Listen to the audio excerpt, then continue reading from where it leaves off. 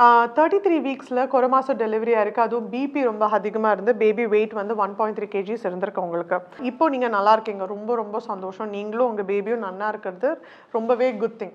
But இப்போது நீங்கள் என்ன பயப்படுறீங்க? 2 விஷயம்.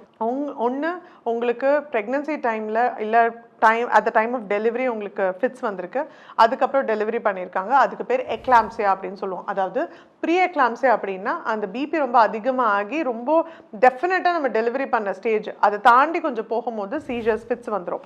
ஸோ அது பேர் எக்லாம்சியான்னு சொல்லுவோம். ஜென்ரலி அதை ப்ரிவென்ட் பண்ணுறதுக்கு மெக்னீஷியம் சல்ஃபேட்னு ஒரு இன்ஜெக்ஷன் கொடுப்போம். அண்ட் ஆல்சோ பிபியை கண்ட்ரோல் பண்ணுறதுக்கு டேப்லெட்ஸ் கொடுப்போம்.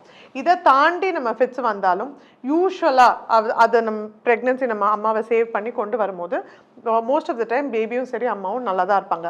ஆனால் இது வந்து வெறும் ப்ரெக்னன்சியில் மட்டும் வர பிபியா இல்லை உங்களுக்கு டெலிவரிக்கு அப்புறமும் பிபி ஆக்சுவலாக க்ரானிக் ஹைப்பர்டென்ஷன் இருக்கான்னு பார்க்கணுன்னா மினிமம் 6 to 8 வீக்ஸ் ஆகும். 2 to 3 மாதம் நீங்கள் அட்லீஸ்ட் மாதத்துக்கு ஒரு முறை உங்களோட பிபி செக் பண்ணணும். மினிமம் 3 monthsக்கு அப்புறம் நீங்கள் செக் பண்ணும் போது பிபி அகெயின் எலிவேட்டடாக இருக்குது, different times of the day check பண்ணுங்கள். அதிகமாக இருக்குது அப்படின்னா உங்களுக்கு ப்ரெக்னன்சி மட்டும் இல்லை ஹைப்பர் டென்ஷன், உங்களுக்கு ஜென்வனாகவே உங்களுக்கு ஹைப்பர் டென்ஷன் இருக்கிறதுனால டேப்லெட்ஸ் தேவைப்படும். ஆனால் டேப்லெட்ஸ் மாற்றலாம். ப்ரெக்னன்சியில் கொடுக்குற டேப்லெட் வேறு, ஜென்ரல் ஹைப்பர் டென்ஷனுக்கு நம்ம க்ரானிக் இல்லை சிஸ்டமிக் ஹைப்பர் டென்ஷன் கொடுக்குற டேப்லெட் வேறு. அது உங்களுக்கு ஃபிசிஷியன் சொல்லுவாங்க. நெக்ஸ்ட் நம்ம வருவோம். உங்களோட பயம் வந்து உங்களுக்கு வந்து ஃபிட்ஸு குழந்தைக்கு வருமானு? Absolutely no.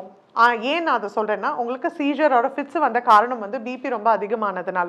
இந்த பிபி அதிகமாக இருந்தது ஏன்னா நஞ்சுக்குடி சரியாக ஃபங்க்ஷன் ஆகலை, ஏன்னா ரத்த குழாயிலேருந்து குழந்தைக்கு சரியாக ரத்தம் போகல, ஏன்னா உங்கள் குழந்தையோட வெயிட்டு 33 வீக்ஸ்க்கு 2 கிலோ இருக்கணும்னா 1.7 தான் இருந்திருக்கு. ஸோ அதுலேயே வெயிட் டிஃப்ரென்ஸ் இருந்திருக்கு. ஸோ உங்களுக்கு வந்த பிபிக்கான காரணமும் பேபிக்கும் பிபி வர சுத்தமாக சம்மந்தம் இல்லை.